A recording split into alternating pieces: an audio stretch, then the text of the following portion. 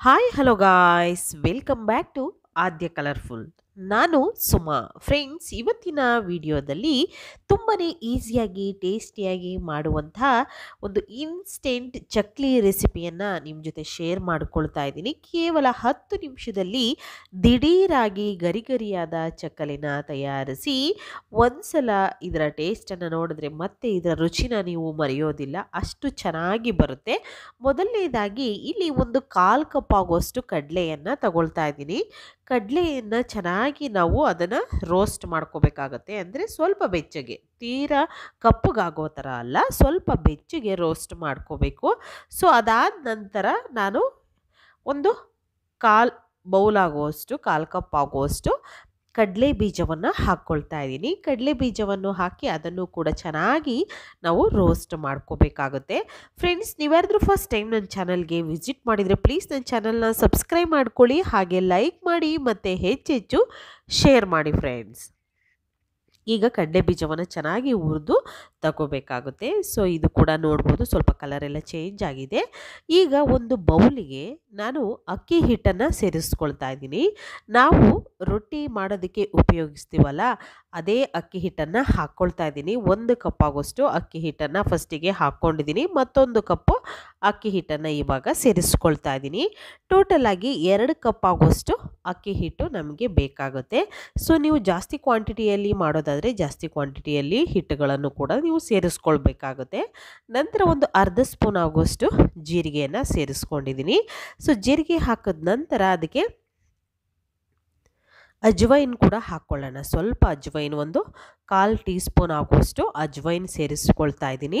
ರುಚಿಗೆ ತಕ್ಕಷ್ಟು ಉಪ್ಪನ್ನು ಕೂಡ ಹಾಕ್ಕೊಳ್ಳೋಣ. ಖಂಡಿತವಾಗ್ಲೂ ನಿಮ್ಗೆ ಯಾವಾಗೆಲ್ಲ ಚಕ್ಲಿ ತಿನ್ನಬೇಕು ಅನ್ನಿಸ್ತಾ ಇರುತ್ತಲ್ಲ, ಆವಾಗೆಲ್ಲ ದಿಢೀರಾಗಿ ಮಾಡ್ಕೋಬೋದು ನೀವು. ಅಷ್ಟು ಅದ್ಭುತವಾಗಿರುವಂಥ, ರುಚಿಯಾಗಿರುವಂಥ ಮತ್ತು ಕಮ್ಮಿ ಸಮಯದಲ್ಲಿ ಆಗುವಂತಹ ಚಕ್ಲಿ ರೆಸಿಪಿ ಇದು ಒಂದು. ಸೊ ಈಗ ರುಚಿಗೆ ತಕ್ಕಷ್ಟು ಉಪ್ಪನ್ನು ಕೂಡ ಹಾಕ್ಕೊಂಡಿದ್ದೀನಿ. ಖಾರಕ್ಕೆ ಅನುಗುಣವಾಗಿ ಖಾರದ ಪುಡಿಯನ್ನು ಸೇರಿಸ್ಕೊಳ್ಳೋಣ. ಇಷ್ಟನ್ನು ಹಾಕಿ ಒಂದ್ಸಲ ಚೆನ್ನಾಗಿ ಇದನ್ನು ಮಿಕ್ಸ್ ಮಾಡ್ಕೋಬೇಕಾಗುತ್ತೆ.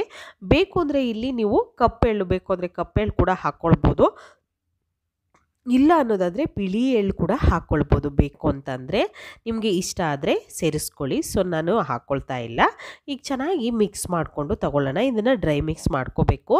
ನೀಟಾಗಿ ಎಲ್ಲದೂ ಕೂಡ ಚೆನ್ನಾಗಿ ಎಲ್ಲ ಕಡೆಯೂ ಕೂಡ ಮಿಕ್ಸ್ ಆಗೋ ಥರ ಮಿಕ್ಸ್ ಮಾಡ್ಕೊಳ್ಳೋಣ. ಅದಾದ ನಂತರ ಇವಾಗ ನಾವು ಒಂದು ಪ್ಯಾನ್ ತಗೊಳ್ತೀವಿ. ಸೊ ಪ್ಯಾನಿಗೆ ಮೊದಲನೇದಾಗಿ ಒಂದು ಜಾರ್ ತಗೊಳ್ಳೋಣ ಫ್ರೆಂಡ್ಸ್. ಜಾರಿಗೆ ಇವಾಗ ನಾವು ರೋಸ್ಟ್ ಮಾಡಿ ಇಟ್ಟಿರುವಂತಹ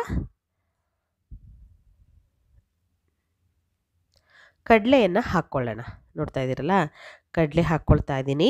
ಅದಾದ ನಂತರ ಕಡಲೆ ಬೀಜವನ್ನು ಕೂಡ ರೋಸ್ಟ್ ಮಾಡಿ ನಾವು ಅದರ ಸಿಪ್ಪೆಯನ್ನೆಲ್ಲ ಕ್ಲೀನ್ ಮಾಡಿ ತಗೊಂಡು ಇಟ್ಕೊಂಡಿದ್ದೀವಿ. ಸೊ ಅದನ್ನು ಇವಾಗ ಸೇರಿಸ್ಕೊಳ್ತೀನಿ. ಕಡಲೆ ಬೀಜವನ್ನು ಕೂಡ ನೋಡ್ಬೋದು, ಸಿಪ್ಪೆ ಎಲ್ಲ ಕ್ಲೀನ್ ಮಾಡಿರುವಂತಹದ್ದು. ಸೊ ಅದನ್ನು ಕೂಡ ಹಾಕ್ಕೊಳ್ಳೋಣ. ಅಷ್ಟನ್ನು ಕೂಡ ನುಣ್ಣಗೆ ಪೌಡರ್ ಮಾಡ್ಕೊಂಡು ಬರಬೇಕಾಗುತ್ತೆ. ಸೊ ಈಗ ಪೌಡರ್ ಮಾಡ್ಕೊಂಡು ಬಂದಿದ್ದೀವಿ, ನೋಡ್ಬೋದು ಈ ರೀತಿಯಾಗಿ ರೆಡಿಯಾಗಿದೆ. ಪೌಡರು ಎಷ್ಟು ಸಾಧ್ಯ ಆಗುತ್ತೋ ಅಷ್ಟು ನುಣ್ಣಗಿದ್ರೆ ತುಂಬ ಚೆನ್ನಾಗಿ ಬರುತ್ತೆ ಚಕ್ಲಿಗಳು. ಈಗ ಇದಕ್ಕೆ ಗ್ರೈಂಡ್ ಮಾಡ್ತಾ ಇದ್ದೀನಿ. ಗ್ರೈಂಡ್ ಮಾಡಿರೋವಂಥದ್ದನ್ನು ಇದಕ್ಕೆ ಹಾಕ್ಕೊಳ್ತಾ ಇದ್ದೀನಿ. ಸೊ ಪೌಡರ್ ಹಾಕಿದ ನಂತರ ಒಂದ್ಸಲ ಚೆನ್ನಾಗಿ ಮಿಕ್ಸ್ ಮಾಡ್ಕೋಬೇಕು.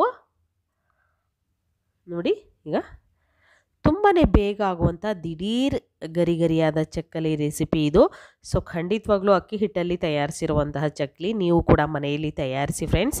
ಈಗ ಚೆನ್ನಾಗಿ ಇದನ್ನು ಮಿಕ್ಸ್ ಮಾಡ್ಕೊಳ್ತೀನಿ ಫ್ರೆಂಡ್ಸ್. ಹಾಗೆ ನನ್ನ ಒಂದು ರಾಗಿ ಮಾಲ್ಟ್ ಪೌಡರನ್ನು ನಾನು ವಿಡಿಯೋನ ಶೇರ್ ಮಾಡಿದ್ದೀನಿ. ಸೊ ನೀವು ಯಾರಾದರೂ ನೋಡಿಲ್ಲ ಅಂದರೆ ಡಿಸ್ಕ್ರಿಪ್ಷನಲ್ಲಿ ಅದರ ಲಿಂಕನ್ನು ಹಾಕಿರ್ತೀನಿ. ಮತ್ತು ನಿಮ್ಗೆ ಯಾರಿಗಾದರೂ ರಾಗಿ ಮಾಲ್ಟ್ ಪೌಡರ್ ಬೇಕು ಅನ್ನೋದಾದರೆ ಅದಕ್ಕೆ 40ಕ್ಕಿಂತ ಹೆಚ್ಚು ಕಾಳುಗಳನ್ನು ಉಪಯೋಗಿಸಿ ಮಾಡಿರುವಂಥ ರಾಗಿ ಮಾಲ್ಟು ಪೌಡರು. ಸೊ ಪೌಡರ್ ರೆಡಿಯಾಗಿದೆ, ನಿಮಗೂ ಕೂಡ ಸಿಗುತ್ತೆ. ಆರ್ಡರ್ ಮಾಡಿದ್ರೆ ಈ ವಾಟ್ಸಪ್ ನಂಬರ್, ಸ್ಕ್ರೀನ್ ಮೇಲಿರುವಂಥ ವಾಟ್ಸಪ್ ನಂಬರ್ಗೆ ಮೆಸೇಜ್ ಅಥವಾ ಕಾಲ್ ಮಾಡಿ ಮತ್ತು ಆರ್ಡರ್ ಮಾಡ್ಕೊಳ್ಳಿ. ಅದನ್ನು ಮಾಡ್ಕೊಂಡ ನಂತರ ನೀವು ನಿಮ್ಮ ಅಡ್ರೆಸ್ಸನ್ನು ಕಳಿಸಿದರೆ ಖಂಡಿತವಾಗ್ಲೂ ನಿಮಗೆ ಈ ಒಂದು ರಾಗಿ ಮಾಲ್ಟ್ ಪೌಡರ್ ಸಿಗುತ್ತೆ. ಸೊ ಈಗ ಡಿಸ್ಕ್ರಿಪ್ಷನಲ್ಲೂ ಕೂಡ ಈ ರಾಗಿ ಮಾಲ್ಟ್ ಪೌಡರ್ ಯಾವ್ಯಾವ ನಾನು ಇಂಗ್ರೀಡಿಯೆಂಟ್ಸ್ನ ಉಪಯೋಗಿಸಿದ್ದೀನಿ ಮತ್ತು ಅದರ ಫೋನ್ ನಂಬರ್ ಎಲ್ಲದೂ ಕೂಡ ನಿಮಗೆ ಸಿಗುತ್ತೆ, ಅಲ್ಲಿ ನೀವು ಚೆಕ್ ಮಾಡ್ಕೋಬೋದು. ಓಕೆ. ಸೊ ಈಗ ಬೆಣ್ಣೆ ಒಂದು 2 ಸ್ಪೂನ್ ಆಗುವಷ್ಟು ಬೆಣ್ಣೆಯನ್ನು ಬಿಸಿ ಮಾಡಿ ನಾನಿವಾಗ ಈ ಒಂದು ಹಿಟ್ಟಿಗೆ ಸೇರಿಸ್ಕೊಂಡಿದ್ದೀನಿ. ಚೆನ್ನಾಗಿ ಬಿಸಿ ಮಾಡಬೇಕು. ಅದಾದ ನಂತರ ಹಾಕ್ಕೊಂಡು ಚೆನ್ನಾಗಿ ಮಿಕ್ಸ್ ಮಾಡಿಕೊಂಡು ತಗೊಳ್ಳೋಣ.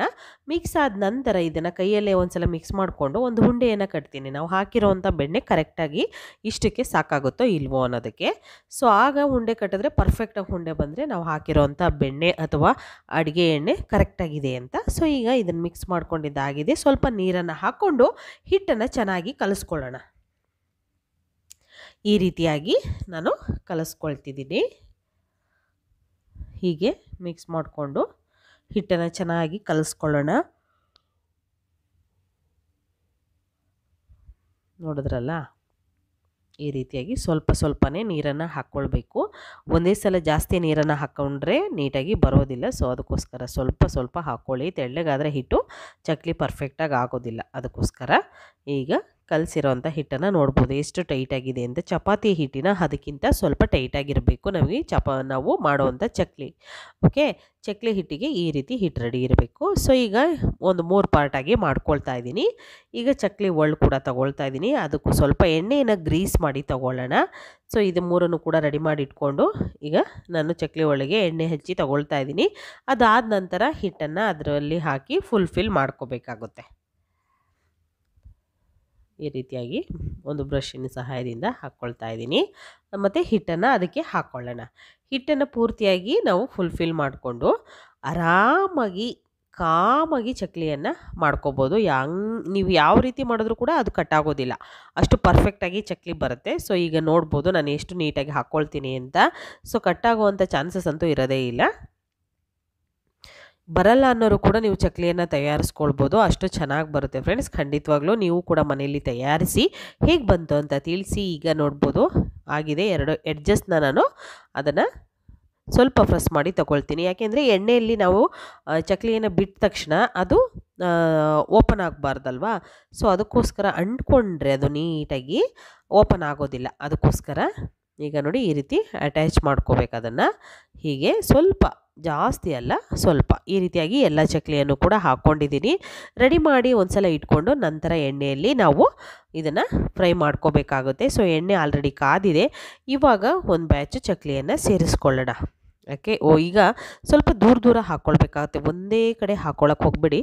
ಸ್ವಲ್ಪ ದೂರ ಒಂದಕ್ಕೊಂದು ಅಂಟ್ಕೊಂಡ್ರೆ ನಾವು ನೀಟಾಗಿ ಅದು ಬರೋದಿಲ್ಲ. ಮತ್ತು ಅದು ಅಂಟ್ಕೊಂಡ್ರೂ ಕೂಡ ಕಟ್ಟಾಗ್ಬಿಡುತ್ತೆ. ಅದಕ್ಕೋಸ್ಕರ ಸ್ವಲ್ಪ ದೂರ ಹಾಕ್ಕೊಂಡು 2 ಕಡೆ ಕೂಡ ಸ್ವಲ್ಪ ಗೋಲ್ಡನ್ ಕಲರ್ ಬರೋ ಹಾಗೆ ನಾವು ಫ್ರೈ ಮಾಡ್ಕೊಳ್ಳೋಣ. ಇದು ತೀರ ಕೆಂಪಗಾಗೋ ಥರ ಏನು ಬರೋದಿಲ್ಲ.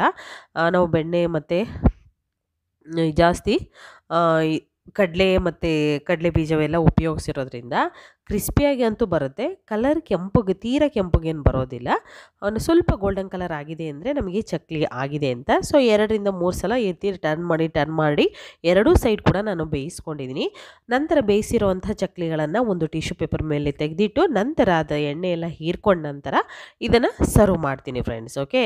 ಸೊ ತುಂಬ ಈಸಿಯಾಗಿರುವಂಥ rice flour instant chakli, crispy chakli ರೆಡಿಯಾಗಿದೆ ಫ್ರೆಂಡ್ಸ್. ನೀವು ಕೂಡ ಮನೆಯಲ್ಲಿ ತಯಾರಿಸಿ ಹೇಗೆ ಬಂತು ಅಂತ ತಿಳಿಸಿ. ಇವತ್ತಿನ ವಿಡಿಯೋನ ಇಲ್ಲಿಗೆ ಮುಗಿಸ್ತಾ ಇದ್ದೀನಿ. ಮತ್ತೆ ಇನ್ನೊಂದು ಹೊಸ ವಿಡಿಯೋ ಜೊತೆ ಬರ್ತೀನಿ. ಅಲ್ಲಿವರೆಗೂ ನಿಮ್ಗೆಲ್ಲರಿಗೂ ಕೂಡ take care. Bye. See you.